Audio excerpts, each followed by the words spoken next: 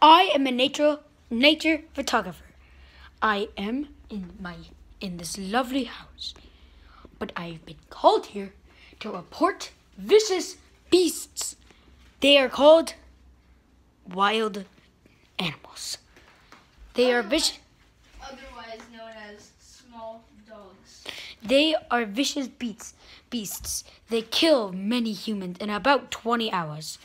One of them is attacking the other for play. I am going to show you the best idea of the dogs. Here we go. Now the little dogs, I will indeed touch them, otherwise pick them up if they don't. They are trying to attack me. Now this is very difficult to have this voice the whole entire time because my voice doesn't actually sound like this. But let's do this.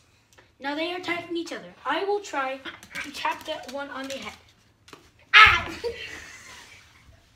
It almost tried to bite me. It is very scary.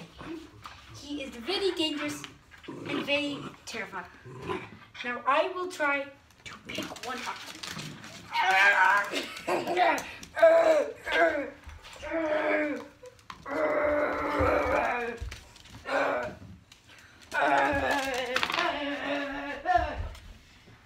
But these things are very vicious, very terrifying.